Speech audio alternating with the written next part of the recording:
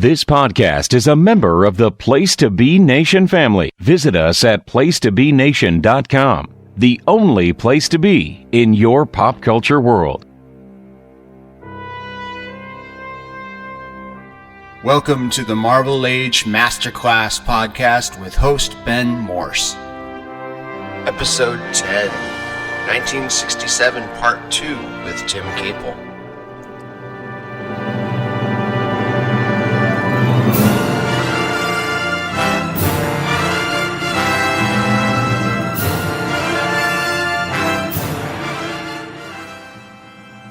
Hey everybody, welcome back to Marvel Age Masterclass, your favorite podcast here on Place to Be Nation Pop, hosted by me, Ben Morse.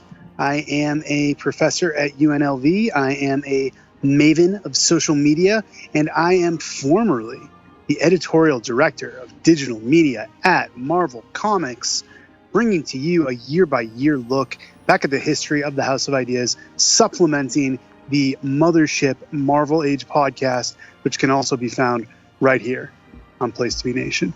Joining me tonight, one of the Sarcastic Four. Welcome back, Tim Capel. Professor Morse.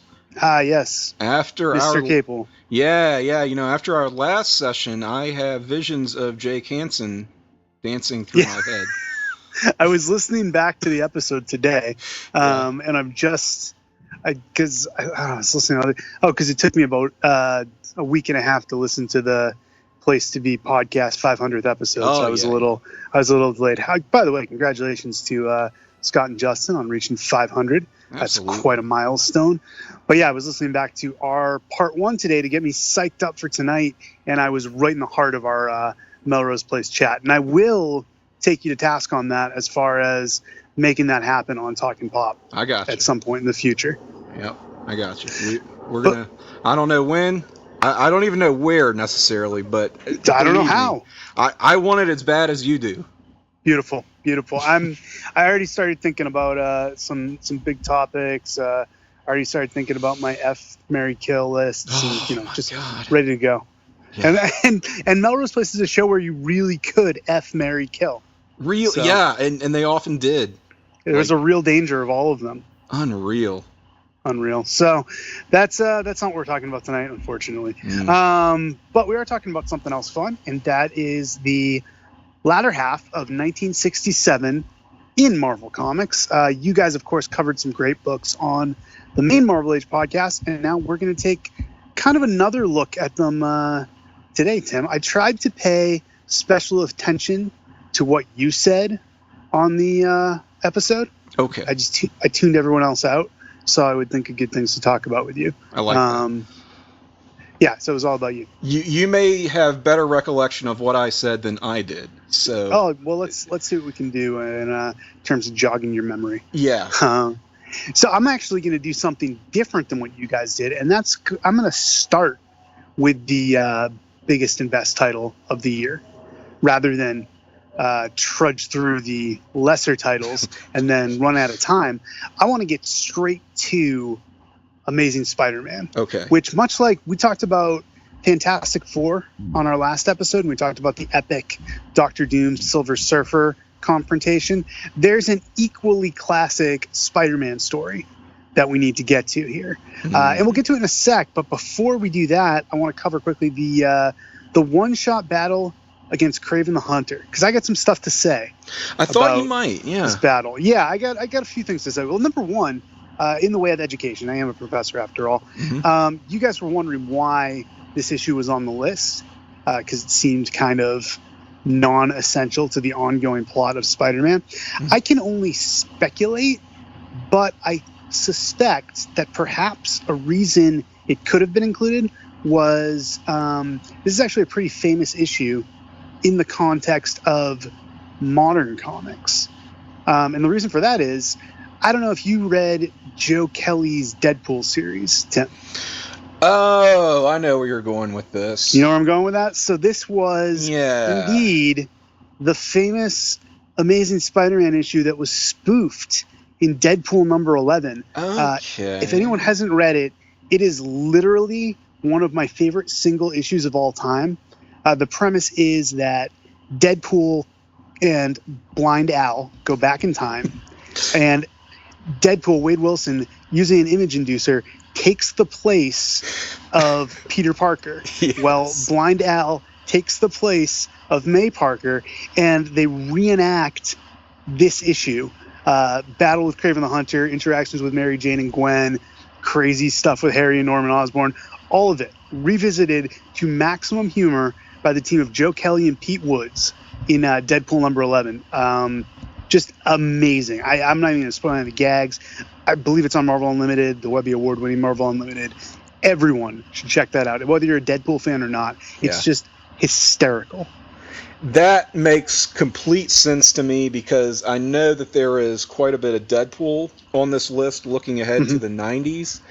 And I'm actually cheating a bit here to see if that particular issue is going to be covered. And let's see, we've got Deadpool issues 1 through 7 coming up in 97.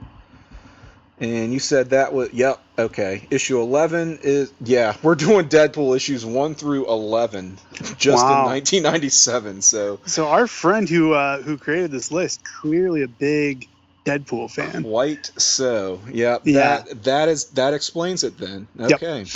And not only that, I'm not even going to stop there, Tim. I believe, if I'm not mistaken, and I rarely am, that this is also the basis for an issue of Spider-Man Blue by Jeff Loeb and Tim Sale. They also revisit this story. I kind of picked that up too because I reread Spider-Man Blue just a couple of years back, and it sort of, as they say, dances between the raindrops of continuity with that story.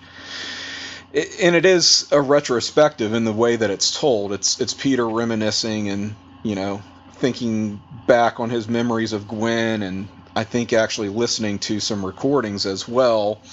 And it's weaving in and out of this time period, and probably this story would have been in there.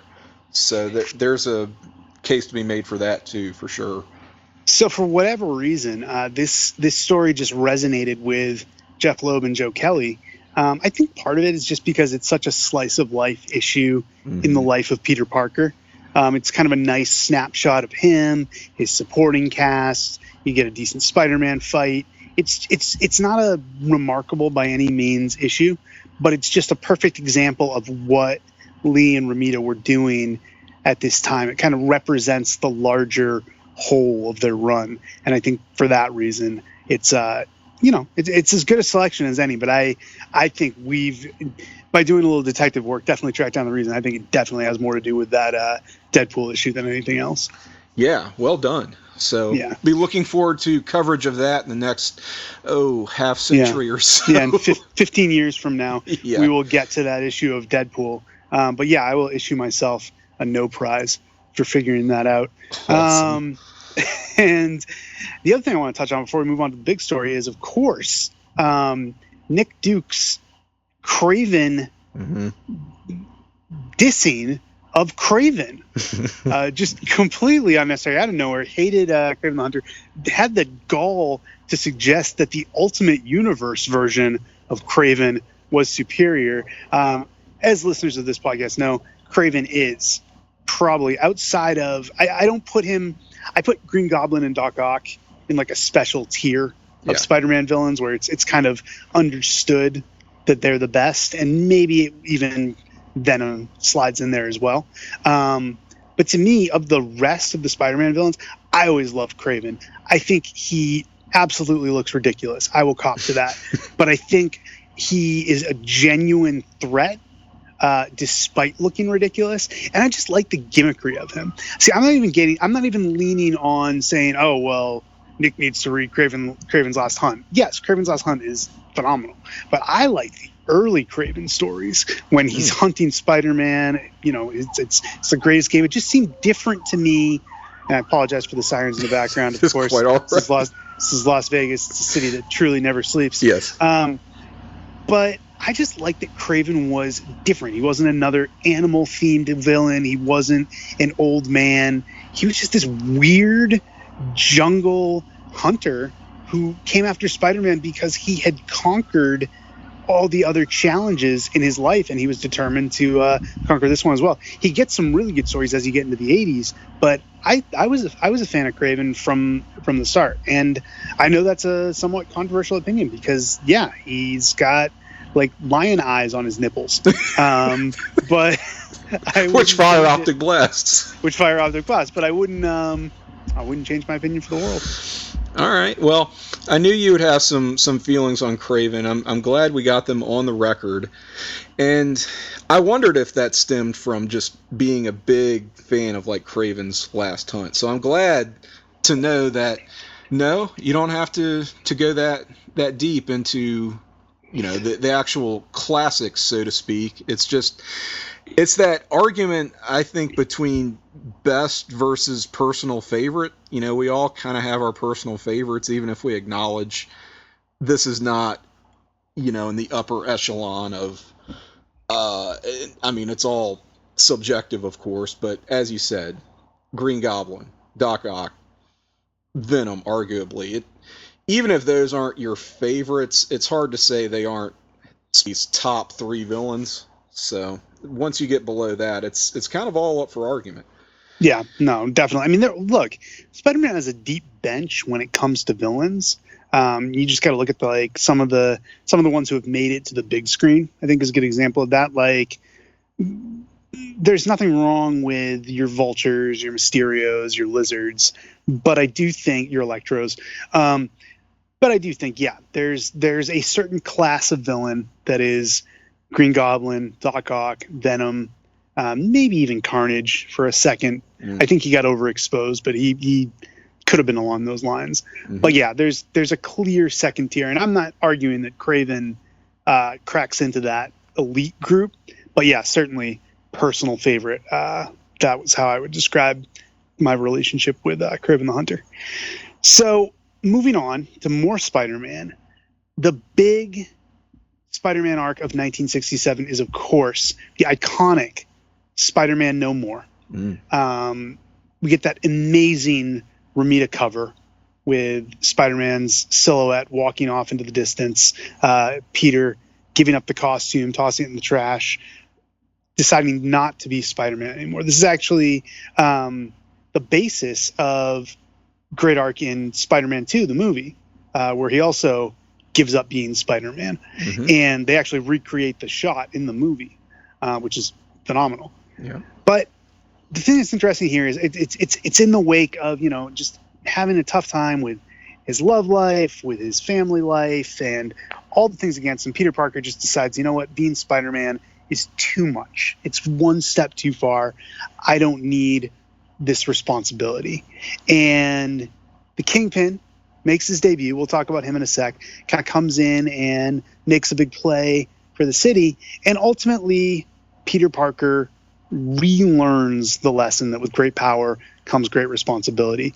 What I want to talk about, Tim, is just the idea that this is another thing to me that separated Spider-Man from so many other heroes of the time. And that was that as much as he was conflicted and as much as he was relatable, you almost wanted Peter Parker to give up being Spider-Man. Yes. Because you genuinely come to like him and see how hard it is for him to be Spider-Man. And I think that happens in a way that, say, with Superman and Clark Kent, there was always an element of, oh, if he could only stop being Superman, he could, you know, marry Lois and be happy or whatever. But it wasn't like this great albatross that was weighing him down. Right. Whereas with Spidey, it feels like sometimes he really is ruining Peter's life. And because we have such a kinship with Peter, we feel the weight that being Spider-Man puts on him. And Stan puts such a great argument in favor of that through the crafting of this story. Just the way that he throws so many obstacles in Peter's path that it kind of convinces you and wins you over, even if you're not, you know, as a kid predisposed to thinking, gosh, this guy should really stop being Spider-Man. It's such a burden, and I care for him so much as a person. I don't want him to keep doing this to himself. Yeah. He just makes such a compelling argument why it's just not good for him. And Yeah. Superman is such the flip side of that. When you make the comparison, you can almost say, well, why doesn't he just stop being Clark Kent? He could get so much more done if he was just Superman full time. Like, I mean, and understandably that's not going to happen, and wouldn't make for better stories, and isn't kind of the natural argument that you want to see made. But that's like the easier case than for Peter not being Spider-Man. So that is a great way to just highlight the differences between these characters. And I mean, not that they're the same in terms of power levels, but as far as being icons and nationally recognized characters for their and flag bearers for their respective companies, that right there kind of sums it up. It's not so much just that relatability factor, but just you like this guy, you root for him, and you just want him to have a good day for a change. Not even a good life, just to literally give him a good day. Throw him a bone. Yeah. It's kind of the brilliance of Stan Lee. This is where I think he really shines, in that part of you wants to be Spider-Man. Like, you're like, oh, that would be cool to have those powers, to be swinging around the city, to be quipping, to, be cracking wise and having fun. But then on the other hand, like, you understand what a burden being Spider-Man is. All the tragedy that comes with it, all the angst that comes with it. So it was really impressive on Stan's part that he was able to write so nuanced a character and so nuanced a double identity. So that idea of, yes, Spider-Man in some ways is wish fulfillment. Of course, we all want to be superheroes and put on a costume and save the world. But on the other hand, we can sympathize with Peter Parker, who just wants to be a normal teenager and just wants to, take the girl he likes out for a date and have dinner with his aunt and not worry about what the Sandman's doing. And the other end of it, too, is I think the other weight of it is the secret, is having to keep this a secret from all his loved ones and all the people around him. I always thought that Stan and his collaborators did a great job of that in the early Spider-Man comics, of showing like, yeah, being Spider-Man might be cool, but it really sucks to have to keep this secret from everyone around you, and really, really impress the weight of the secret identity, maybe better than any other superhero. It's something that he views as a responsibility that competes with all of his other very legitimate and very visible responsibilities that, gets touched on in the issue. But he can't tell everyone else in his life, well, this is why, Aunt May, I'm sorry I wasn't here for you when you got sick for the 100,000th time, whatever. This is why, Professor Warren, I am failing science class. This is why I can't come to your party, Gwen. This is why I can't study, Harry.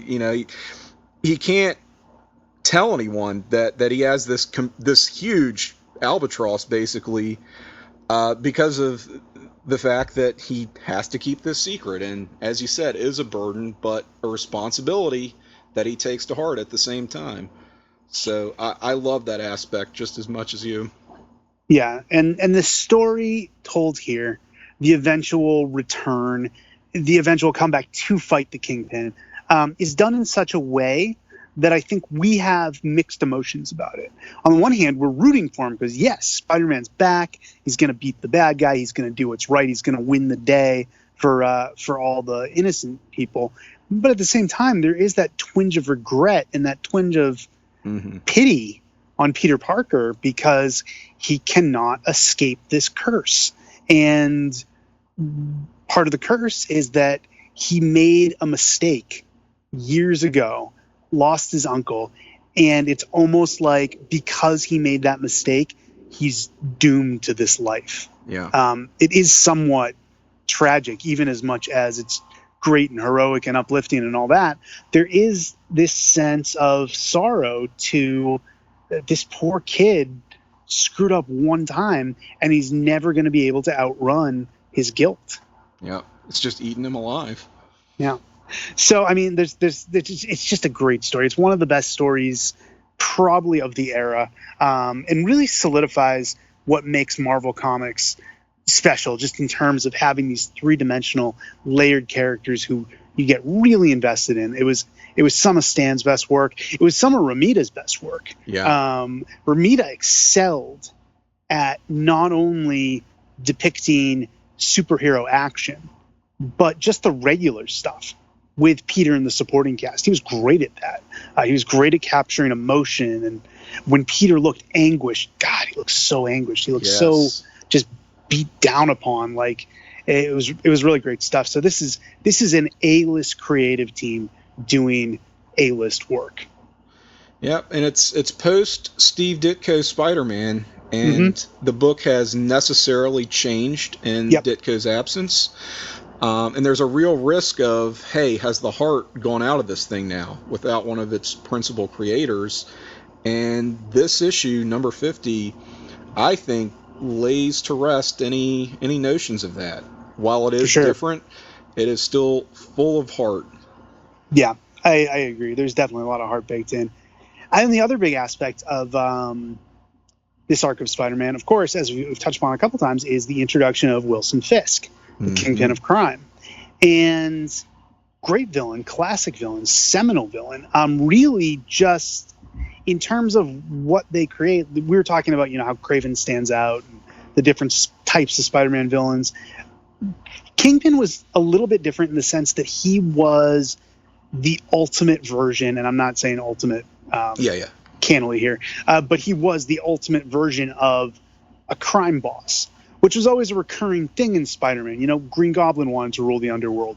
Crime Master tried to rule the underworld. Doc Ock tried to rule the underworld. And there were all these guys who kind of came in as transitional mob boss type characters. But Wilson Fisk was really the end-all be-all. This is the guy who, all right, we now have a legitimate, intimidating, imposing figure with a great Romita design. Just super memorable. You don't forget what the Kingpin looks like ever.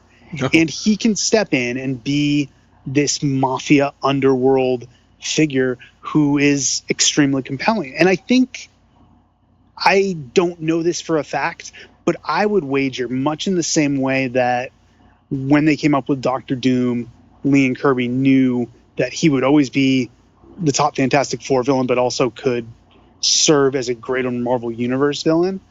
I think Lee and Romita always imagined greater things for the Kingpin. It's ironic that it would not be either one of them who would ultimately pair Kingpin with his most famous adversary years and years later. Yes. Yeah, no doubt. I enjoyed this introduction to the Kingpin quite a lot. What struck me was, well, of course you've seen the 90s Spider-Man cartoon. Oh, the 90s Spider-Man cartoon? Mm-hmm. Yeah, of course. Loved it. So I haven't seen an episode of that cartoon in years. Yeah, but me either. I am reminded by these really two issues, 51 and 52, like how much that series borrowed from this particular era of Spider-Man. Oh, absolutely, comics. 100%. Like I wouldn't have known that watching the show as a kid. Like I wouldn't have seen a lot of John Romita Sr. art at the time. But now I'm realizing just kind of how indelible certain aspects of that animated series are in my mind, and how much that this just story in particular reminded me of any random episode of that show. Yeah, well, I think there's something too visually. The idea that if you're doing just any cartoon for kids, something that is kind of like bright and colorful and smooth, has the appeal. Ditko's Spider-Man's going to be a little bit of a tougher adaptation for a Saturday morning kids cartoon, but Romita, it was perfect. Like it looks like a kids cartoon come to life. Just the big set pieces, the colorful villains, the design of the way people look. Just like, yeah, I mean, and they did adapt a lot of stories. And I don't know what we have ahead on the reading list as far as Amazing Spider-Man, but there are quite a few Lee Romita stories that would get adapted directly to the animated series. So this is not the last you would see of that phenomenon. Yep, and that's something I'm looking forward to as we read along too. I even hear in my head when certain characters, especially villains, appear, the little fanfare that the series would do, and I don't even know why, because I'm not like that when it comes to the X-Men animated series. Right. Beyond just the iconic classic theme opening, right? I don't remember much from just the actual score of that show. But I remember little musical stings from the X-Men, the animated series, and I won't think of it until a character shows up. Like when Cable shows up, I remember Cable's musical introduction. Same with Bishop. But yeah, now I'm hearing him. Yeah, right. The Spider-Man cartoon is kind of the forgotten classic. I think X-Men is the one we all point to as like, oh yeah, that got me into comics, because I think that got a generation of readers into comics. Spider-Man was kind of the other one, you know, almost in the same way that Batman the animated series and like Justice League were the flagship shows, and Superman was just really good, but I don't think it was anyone's like main show. That's how I felt about Spider-Man. It was in many ways as good as X-Men. It never stuck with me the same way that X-Men did. Yeah, I hear you. Yeah. So moving on from Spider-Man, that was a lot of Spider-Man. It was for anyone. But not too much. I mean, not too much Spider-Man. Just the right amount of Spider-Man. Easily the best material we covered in that second half. So I don't mind spending the bulk of our time on it. Yeah, well, I think it deserved it. I mean, that story deserves a proper spotlight and proper attention. And now we can kind of relax and address some of the other comics that came out in 1967. We'll go alphabetically, to be fair. Okay. And that means starting with Avengers. One issue of Avengers and one Avengers annual, if I'm not mistaken. The regular issue that introduces Hercules to the team as, you guys nailed it, basically a bargain basement Thor, because Thor's gone and we want a strong mythological character on the team. Not a lot going on in Avengers. Some Black Widow soap opera. In the annual, you get a big oversized adventure with the original characters coming back to interact with Cap's Kiki Quartet. I was thinking about this today, Tim, and I was thinking about Avengers' place in the Silver Age, in 1960s Marvel. And I really do think it was the most awkward fitting of all the Marvel books. And, you know, I've kind of danced around this on other episodes, but I really feel like they had Fantastic Four. That was the flagship. That was the one where they were really doing the stuff they wanted to do. They had Spider-Man, breakout solo character. And they had all these other kind of like mini successes. You know, your Thors, your Iron Mans, even Captain America when he came back. Those were kind of those, just as we were talking about the tiers of Spider-Man villains earlier, there's no illusion that those characters, as great as they have turned out to be, and in some of their stories where there were some great Thor stories that we read, they weren't on the level of Spider-Man and Fantastic Four. And when the idea came about, the natural idea that Marvel needed, for better or worse, its Justice League. It needed a book where its solo characters came together. It didn't feel like Justice League in the sense that it was not the top tier. And I'm not talking about just saying like, you know, Hawkeye, Quicksilver, Scarlet Witch are not top tier. I will make the bold statement that in 1963 to 1967, I don't think fans were clamoring to see Thor and Iron Man and Ant-Man or even the Hulk in the same book. I don't think these were Marvel's A-listers. I think these were the leftovers. Just their cast-offs. Yeah, I mean, and don't get me wrong, they're fine. They hold up, and obviously history has made stars of these characters, as have many cinematic adaptations. But I think even, let's jump ahead a few decades and look at the 2000s, and Marvel, after going bankrupt, selling off the rights to all their top characters as far as movies. They couldn't make an X-Men movie. They couldn't make a Spider-Man movie. They couldn't make a Fantastic Four movie. Sony and Fox owned the rights to all that. But what did they have left to work with? They had Iron Man. They had Thor. They had Captain America. Yeah. And I don't think those were seen as A-list characters until their cinematic interpretations, which were brilliantly done, kind of made them that way. So now, in the modern lens, when you look at Marvel Comics, yes, of course you think of Thor, Cap, and Iron Man, and Hulk as these big, starring spotlight characters. But I think in the 60s, and of course I wasn't around, so I can't speak to it entirely, but I do feel like this was a B-list title. I can kind of see that, and in thinking through it myself, you could probably make the case for Thor as more of an A-lister than the others, just because he did come about earlier. That's true. Kind of, right on the heels of FF. Has basically his own series, even though technically it is still called Journey into Mystery. But when you look at Iron Man, he's in a flip book with Cap still. Yeah. We're talking, what, now some 4 years in?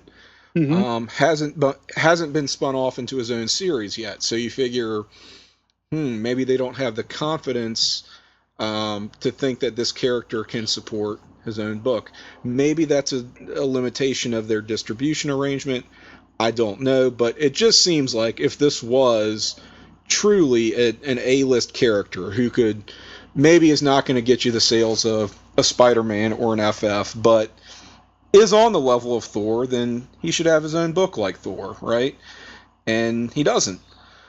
It is certainly hard to imagine a world where Ant-Man / Giant Man and the Wasp are perceived as A-listers, so I think you're right on that count.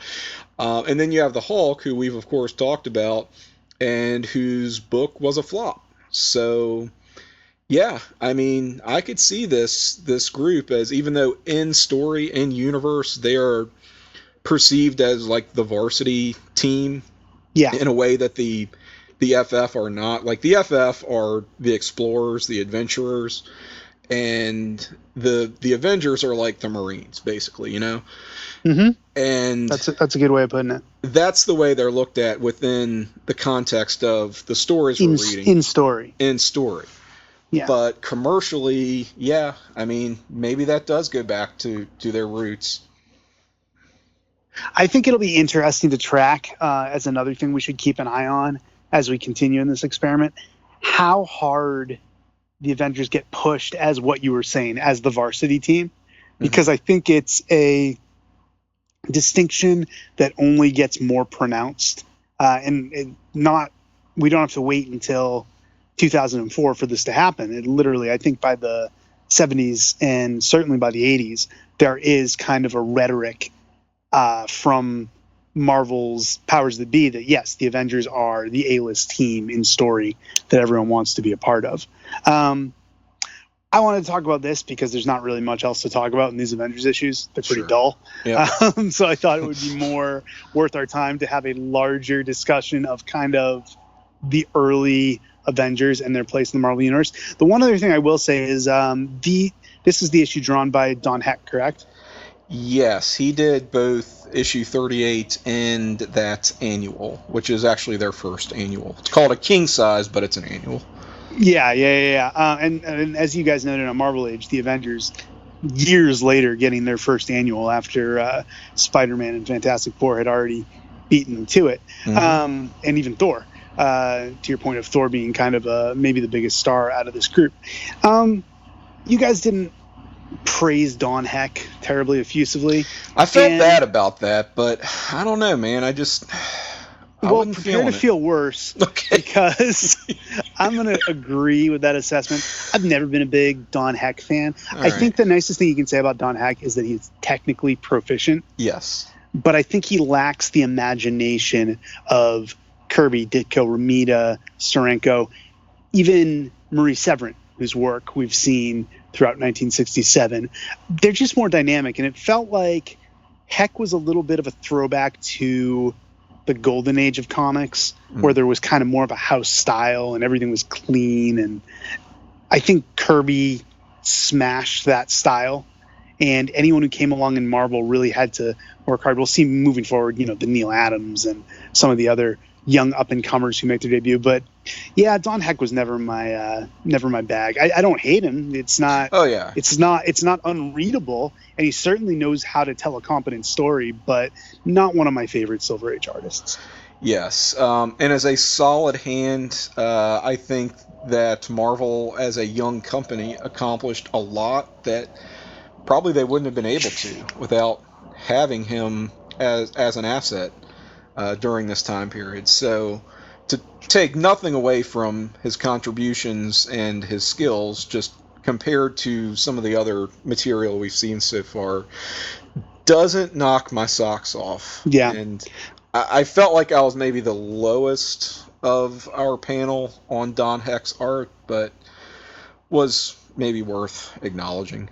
Yeah, he's a Bobby Eaton type player. Yes. In the larger Marvel universe, a solid hand who can be relied upon, but never is breaking through to be a big star. And if all Don Heck gets is to be Bobby Eaton, then you know what? That's not bad. That's pretty damn good still. Yeah. Pretty damn good indeed. Let's move on to Daredevil. Oh, Daredevil. God. Okay. Let's. Oh man, hearing you guys cover Daredevil this time was just a joy. These are, of course, the Mike Murdock issues, and I encourage you guys to go back, if you haven't already, and listen to the latest Marvel Age, where Nick and the crew explain exactly who Mike Murdock is. I'm not going to retread it here, other than to say it's ridiculous. And the Mike dressing as Matt, dressing as Daredevil, dressing as Thor moment is... When did Bob Haney start writing this comic? Because this is... Boy, this was one of the true lowlights of Marvel's Silver Age. It's absurd. Oh my God. I mean... So we go ahead. And I'm not even saying, like, it was hard to read these issues. And I'm not even, like...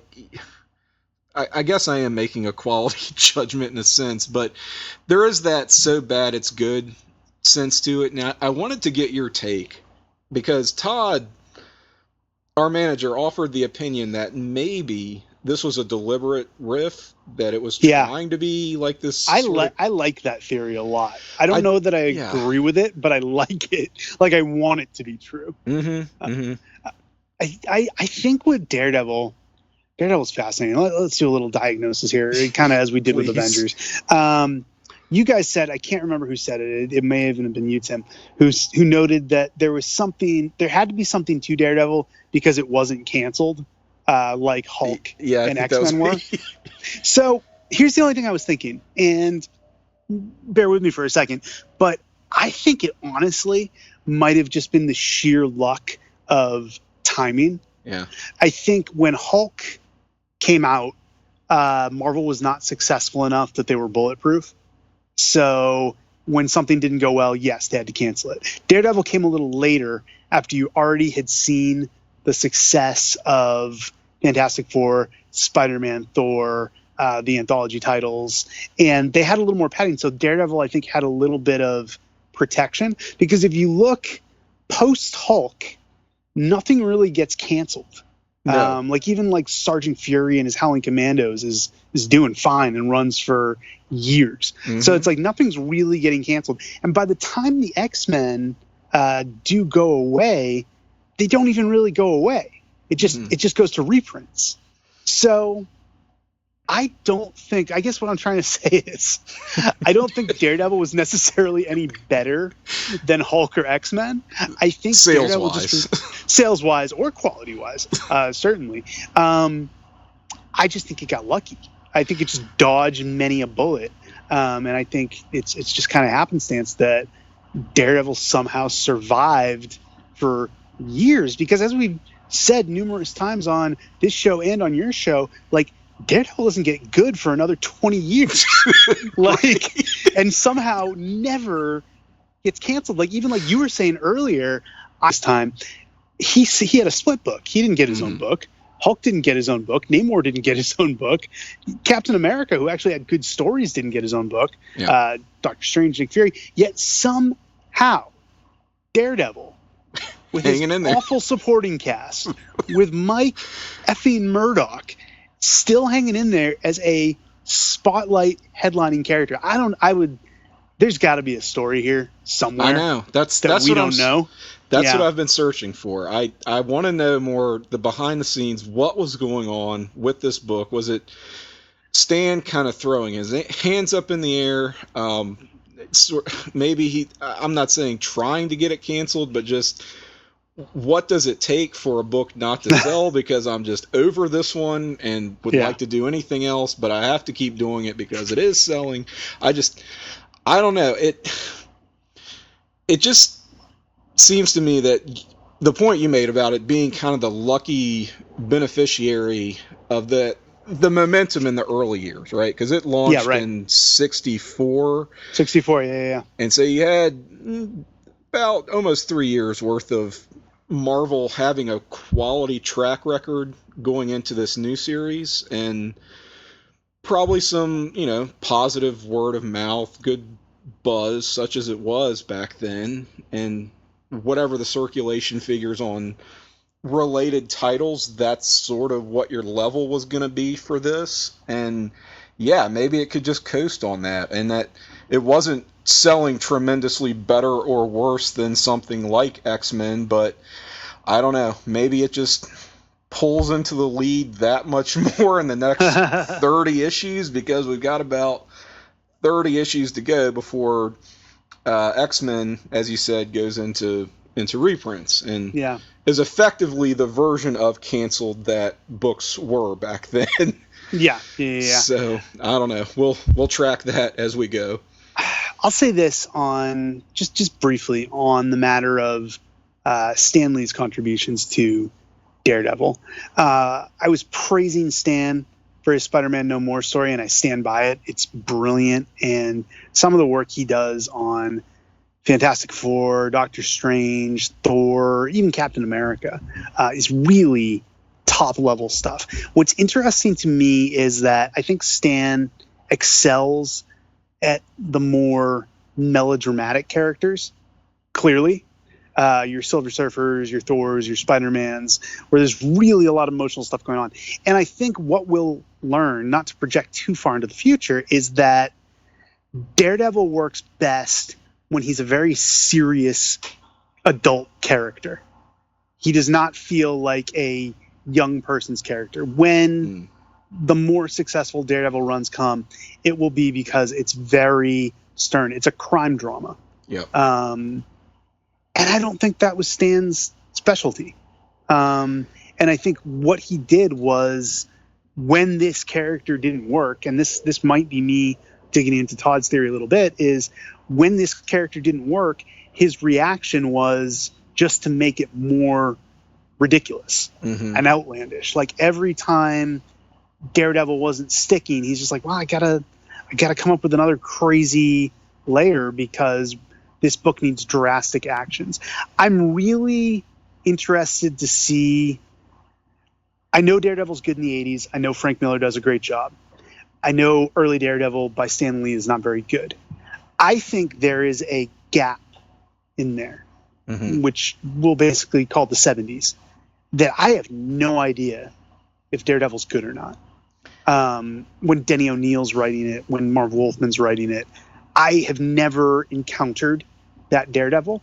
So I'm really curious to see if, much in the same way you guys have discovered X-Men as almost a hidden gem in the 60s. Yep. I want to see if that's Daredevil in the 70s. I don't know how much we get on the reading list, but I'm really interested to see if someone gets Daredevil before Frank Miller gets Daredevil.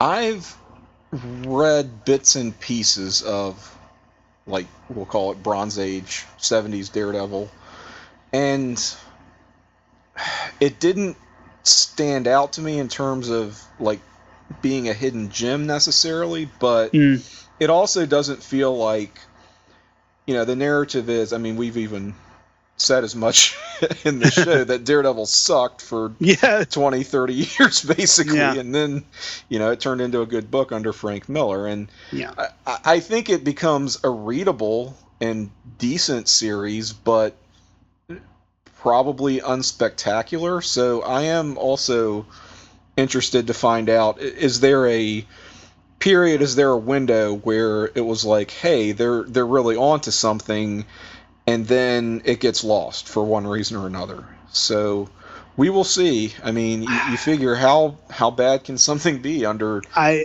just O'Neill, think, right? I just think, and I just think that, again, to reiterate what we already said, there's a story somewhere about why Daredevil ran for 20 to 30 years without being good and never got canceled. Yes. And I implore anyone out there listening who knows any behind-the-scenes stories on, did someone owe someone's kid something to keep this book chugging along well into the 80s without any momentum. Please contact myself or any of the Sarcastic Four and let us know what the hell is going on with Daredevil.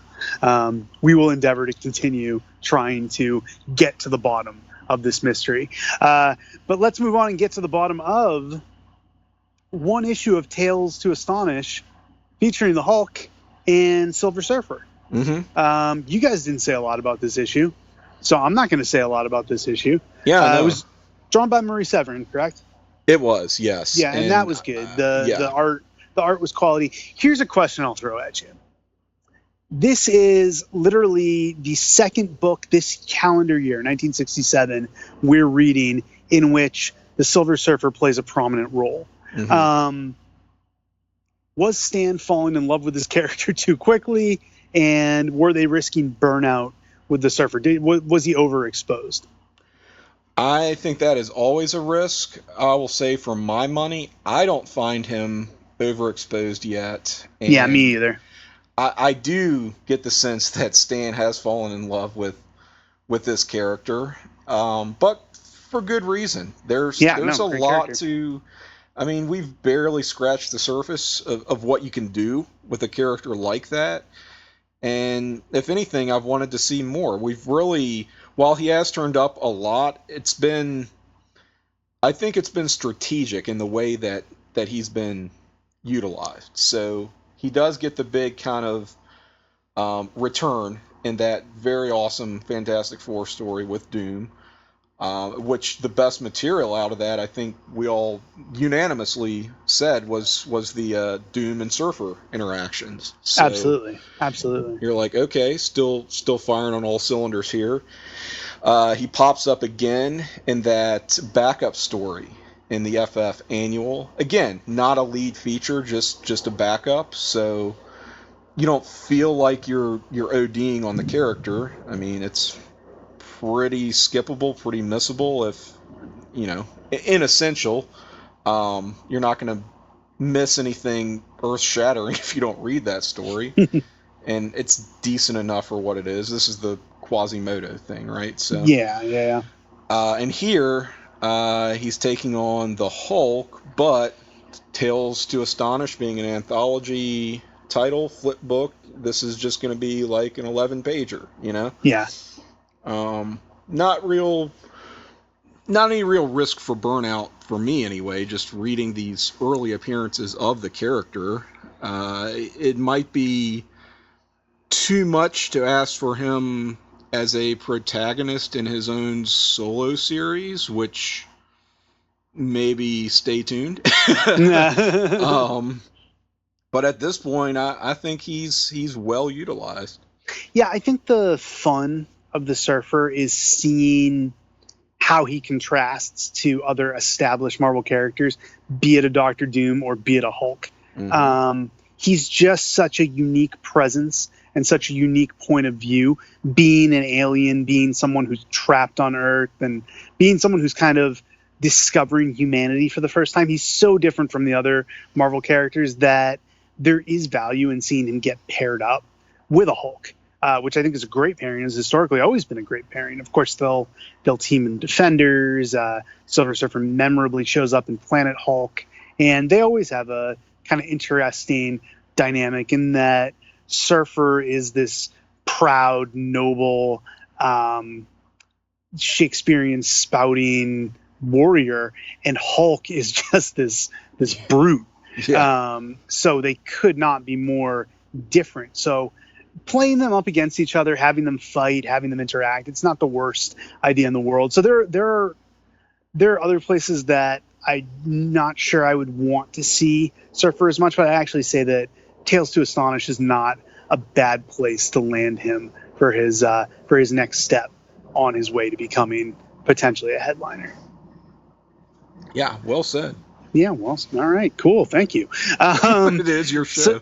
So we're good on we're good on Tales to Astonish. Let's talk a little Tales of Suspense, and I have tipped my hat here that I love me some late '60s Captain America. I think it is understated how good Lee and Kirby's Captain America was, and I think it continues here. I love the flashback stories, the Red Skull stuff, the Cosmic Cube, and all of that. But I love here him starting to explore the modern world. I just think it's a great dynamic, that man at a time thing, the kind of paranoia. And we're talking about how it was so hard to be Peter Parker. I love the fact that Steve Rogers, who's straight out of the Golden Age, square-jawed, perfect specimen, but he became, under Stan Lee's pen and Jack Kirby's pencil, a tragic character as well, because he's out of his own time. He's away from his world, and he can never get back those years that he lost. Right. At the one hand, he is this proud symbol of a country, but on the other hand, he's a very human and very lonely figure, struggling to come to terms with the hand fate has dealt him.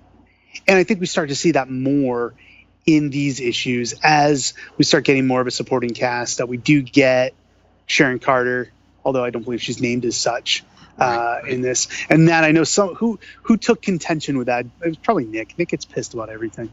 I think he was mad because they didn't name Sharon Carter. Well, listen up, Nick. The reason they didn't name her Sharon Carter yet is because they didn't want you to know that she was clearly related to Peggy Carter, who had already been introduced in issues that we didn't read. So they were trying to kind of play that close to the vest. So there. I don't know if I'll lay that one entirely at Nick's feet. But, I'd like to. Though. I want to lay it. Let's go ahead and do it. Okay. That's my choice. I'm sure it was probably someone else, but whatever. It was kind of funny just because I think it echoed to the concept of Stan Lee just not naming these female characters. In this case, there is a legitimate there's a reason, but honestly, also ironically, I would say that the Carters, Peggy and Sharon, are among the stronger female characters that Stan would introduce at least in the 60s, at least in the Silver Age. I mean, there's certainly leagues above your Sue Storms and your Scarlet Witches. I mean, they're actually characters who have agency and who serve their own purpose in the story and drive their own decisions. And yes, they're in love with Captain America, but that doesn't define them as characters. Right. Yeah, I would say that Sharon here, unnamed though she may be, is more defined by her mission than she is as a potential love interest. While they are making googly eyes at each other at some point, that kind of thing goes with the territory. And I'm not trying to make excuses for that type of stuff, but no. She, to your point, definitely has more agency, is more driven in terms of having a purpose in this story beyond just, hanging off of the male protagonist's arm.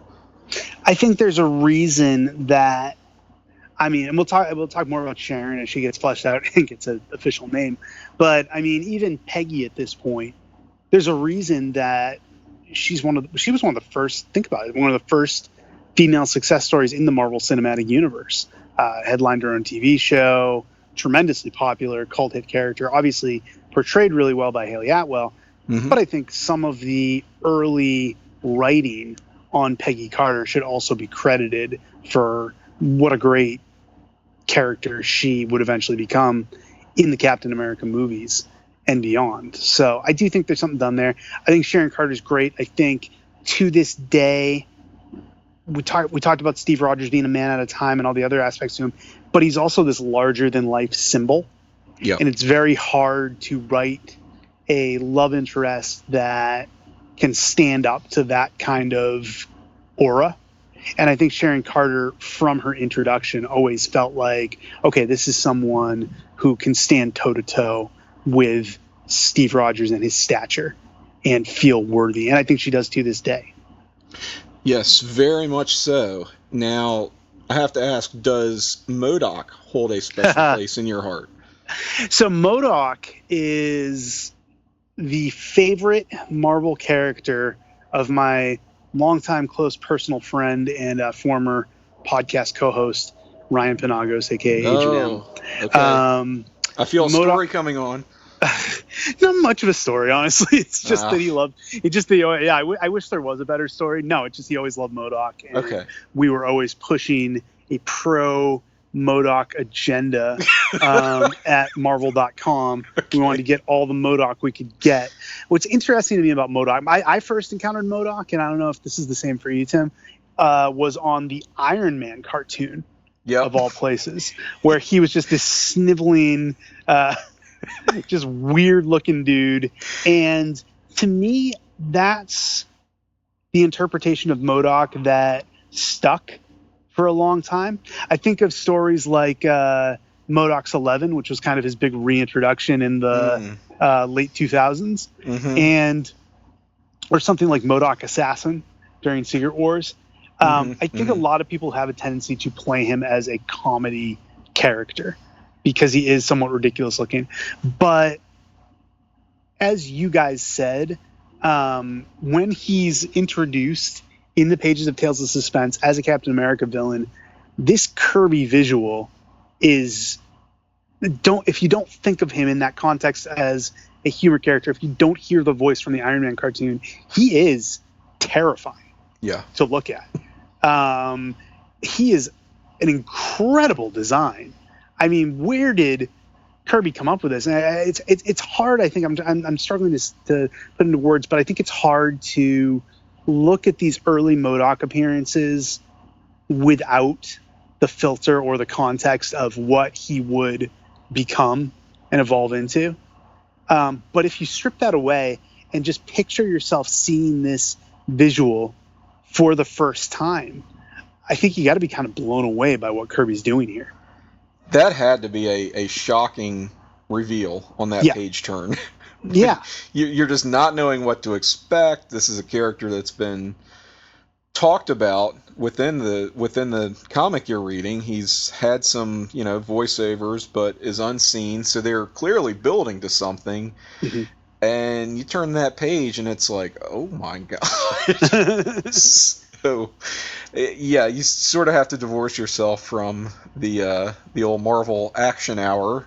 Of the 90s, getting up at, what was it, like 6 or 7 o'clock that thing was on? That was Iron Man on one side, Fantastic Four on the other side. Man. Both terrible cartoons. Yes. Just if X-Men and Spider-Man were kind of the apex of the Marvel 90s animated shows, Iron Man in particular was just the pits, and it was based on like the worst era of Iron Man also. The Force Works era. The Force Works. Yeah. So it's like the source material was, and much love to Dan Abnett and Andy Lanning, two of my absolute favorite, not just writers, but people in the comics industry, just two British gentlemen who not only resurrected the Marvel Cosmic line in the 2000s and 2010s, but just stand-up dudes. But to this day, every time I see them, the first thing I do is make fun of them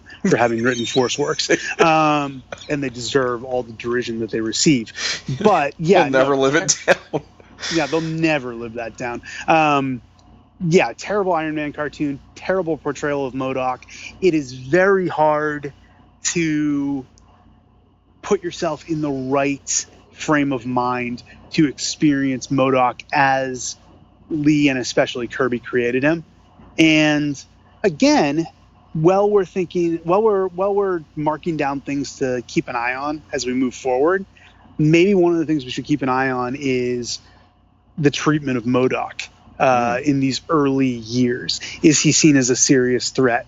Does he become a goofy visual quickly?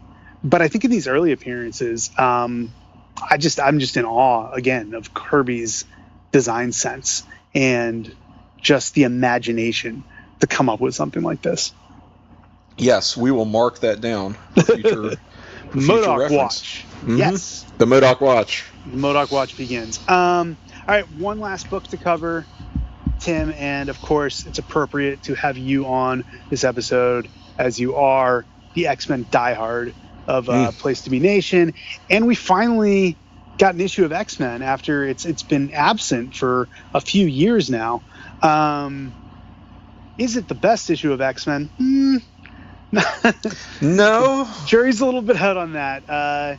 As you guys covered on Marvel Age, well, number one, it's a Spider-Man guest appearance, and Spider-Man beats the crap out of the X-Men, which would begin a long, sad tradition at Marvel Comics. But more than that, it's in the throes of the Factor 3 storyline. Factor 3, right?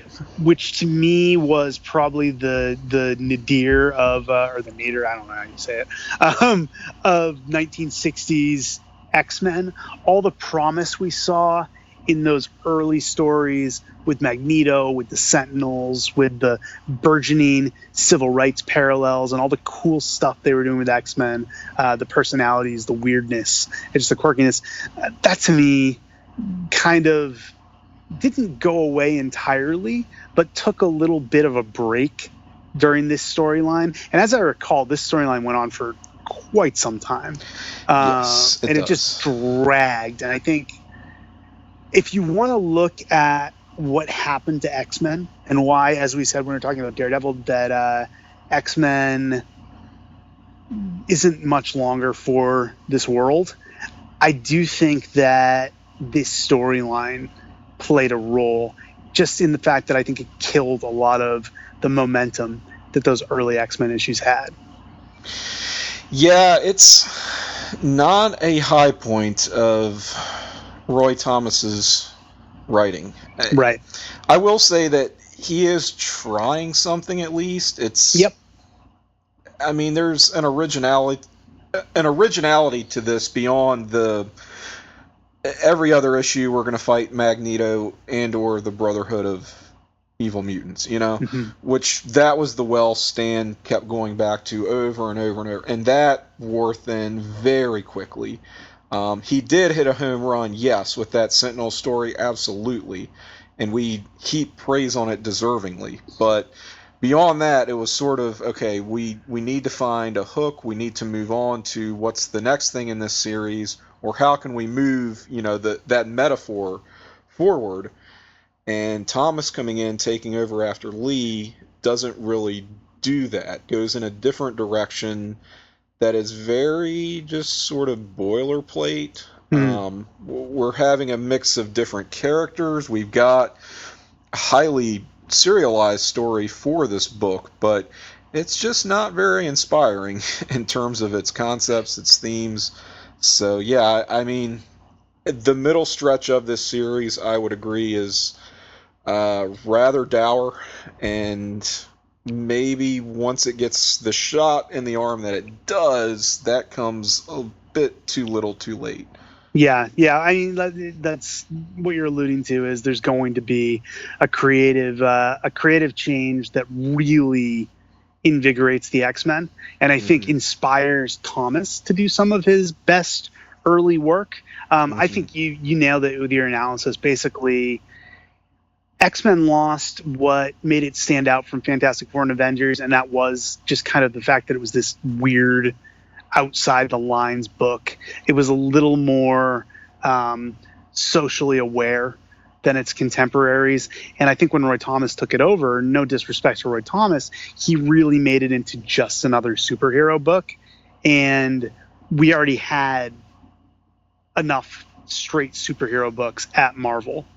We wanted something different with this. Just the idea that he's like, oh, it's all their old enemies teaming together in this mysterious threat is, you nailed it when you said boilerplate. That's kind of what this feels like. So, when does we'll stay kind of mysterious and teasy, but what year does X-Men get the aforementioned shot in the arm? Is it 68 or do we have to wait a little longer? Well, it's going to be coming up in 68. I'm looking at how much of that we're actually going to be covering. Am I wrong? I think the run we're referring to does start in 68, but I think our coverage is not going to be until 69, really. All right, well, I look forward to that. We got to wait a year for the Marvel Age treatment of some pretty solid and influential X-Men work coming up. Yeah, some of the, again, breaking the myth of X-Men was never good until Chris Claremont came along. That we already kind of shattered that with the Sentinel story, but I think it will get further disproven when we get into that good stuff. And I'm not talking about the costume change. Yeah, all right. If everyone's hanging around thinking we're just talking about they get their own costumes, no. There's more to it than just that. Yeah, that is coming, but we've still got the potato sack, as I like to call them, uniforms here.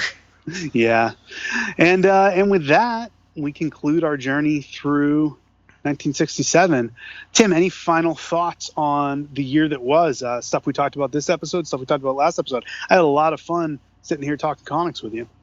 Yeah, had a lot of fun, as I always do, talking these comics and learning something at the same time. As for this installment, looking at 67 as a whole, kind of a mixed bag. I think the clear standouts were FF and Spider-Man, but that's kind of as it should be in 60s Marvel, I feel like. These are their most popular, biggest, most visible characters, so let's give them the best stories. I kind of can't argue against that. So we will see things start to heat up a bit going into 68, but I think the 60s have really belonged to FF and Spider-Man to a lesser extent, although that is debatable. I mean, I think you talk to our panel, Spidey and FF could be neck and neck. Yeah, there's no question that these were Stan's favorites. FF and Spider-Man were his favorite kids, and FF is where Kirby really put a lot of his effort. There are always great artists on Spider-Man. What's going to be interesting as we move into the 70s and even a bit in the late 60s is, as these new voices emerge, how are other creators going to step up and make these characters who were not Lee's favorites, who were kind of his cast-offs? We already started to see it a little bit in 67 with Jim Steranko on Nick Fury, Agent of S.H.I.E.L.D. Who's going to craft the classics of these characters? Who's going to put their own stamp and say, my take on Iron Man is as good as Stan's take on Spider-Man? And is it actually as good? That's debatable. But I do think we are going to get to see some people take a shot, and that's pretty exciting. Stay tuned. Sure do. So, Tim, what else is going on around these internets and social media areas for you? Okay, social media. You can find me on Twitter, sporadically anyway, at Psych68, that's CYKE68. I have been enjoying vicariously your various WCW rewatches and tweets. I thought you'd enjoy that. Yeah, if anyone would appreciate it, it's you and Greg. Yeah, so if nothing else, you'll find me retweeting and replying to Ben, I guess. Yeah. Speaking of WCW, on the Place to Be Nation wrestling feed, so sister feed to Place to Be Nation, I co-host the Survey Says podcast, a WCW retrospective with Andy Helene. We just dropped our September episode, late September, really going into October, which was a look back on the career of Diamond Dallas Page. Oh man, a favorite. Yeah, someone I'm actually really coming to appreciate more as I'm doing my rewatch and getting into '97. I always knew he was a great character, but I'm really gaining a new appreciation for the in-ring aspect of how well he worked, not just on pay-per-views, but on the nitros and stuff as well. Dude was a workhorse. Yeah. And as much as he was dogged back then for like plotting out and rehearsing spots or whatever, it's proven to be really ahead of its time because that's what everybody does now. Yeah, that's what everyone does now. And there's something to be said for the result as well. The stuff with him and Savage is just next level. Oh my gosh, yes. Yeah. So that is actually kind of our lightly celebrating our second anniversary of Survey Says. So congratulations. Do it with a big one. Thank you. And very proud of that episode. Check it out on Place to Be Nation Wrestling. Also on Place to Be Nation Pop, you can find Talkin' Pop, myself and Jennifer Smith. We will be recording our next episode of that program. You keep threatening that. I keep threatening that, but we have actually plotted it out. I'm not going to tell you exactly what it is, but I'll tell you we have thrown the format out the window, and we're going to be doing a live watch. Oh, nice. It's going to be a somewhat seasonal appropriate live watch, but I don't think anyone's going to be able to guess what it is. So look for that. I mean, probably within a couple days of the show you're listening to right now. Yeah, there you go. How about it? Cool. And, of course, the Marvel Age podcast, which this is the reaction to. So our next episode of Marvel Age proper going to be covering the first part of 1968. That's not going to be until later in October, just for football barf reasons. So it is what it is. We're not behind or anything. It's just that's the schedule we're at the mercy to. So that'll be coming up later this month in October. Totally fair. As for myself, on social media, you can follow me at Ben J. Morse on Twitter, at Ben Morse 882 on Instagram. Also follow PTBN Comics on Twitter, and visit the Place to Be Nation Comics Facebook page as well. And I'd be remiss if I didn't point out that all of you can head to your local comic shops, and this is an odd thing to say on our Marvel podcast, but pick up the new DC Nation. I think it's issue number 5. It's free. I got to talk to old buddy of mine, Peter Tomasi, about taking over Detective Comics and his plans for his return to Batman. So I'm pretty proud of that, and I hope people do check it out. And with that said, that's all I've got to say, Tim. That's all I've got to say, Ben. All right, man. Then until next time, class dismissed.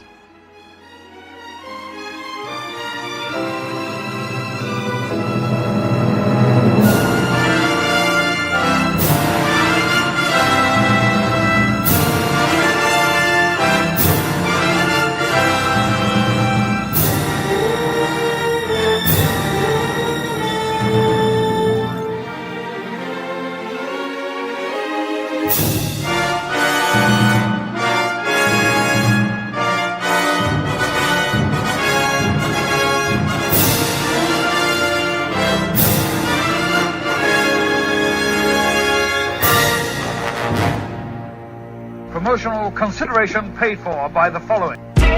Place to Be Nation's Justin Rosero and Chad Campbell here, and we want to let you know that we have a ton of great podcasts available to you on iTunes, Stitcher, Google Play, and PlaceToBeNation.com, and we now offer them to you on 2 great feeds. On the Place to Be Nation Wrestling feed, we bring you the Mothership, the Place to Be podcast, Main Event, Survey Says, Wrestling War Zone, a Monday Night Wars podcast retrospective, No Holds Barred, Jeff Learns Wrestling, and our monthly pay-per-view reaction shows. On top of that, we're also dipping into the vault, re-releasing the entire catalog of where the big boys play for your enjoyment. In addition to these full-length shows, we also deliver special network pod blasts on topics old and new.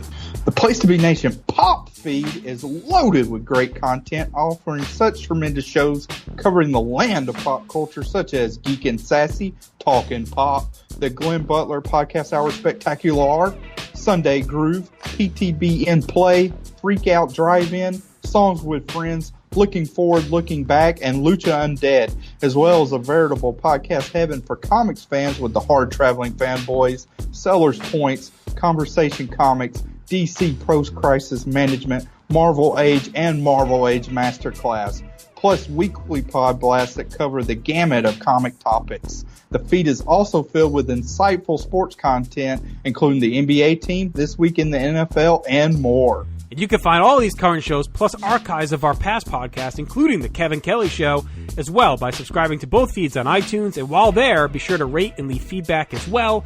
All of these shows, plus others available at PlayStation.com. We cover pro wrestling, sports, movies, comics, in-depth stretch projects, and more. Be sure to support our site by using PlayStation.com/Amazon while doing your online shopping. And download our free PTB Vintage Vault Refresh ebooks via the links on our site. We also want to thank our friends at Boneheads Wing Bar, ProWrestlingOnly.com, and TheHistoryOfWrestling.com. Be sure to follow us on Facebook, Twitter, Instagram, and Tumblr as well. PlayStation.com, the only place to be in your pop culture world.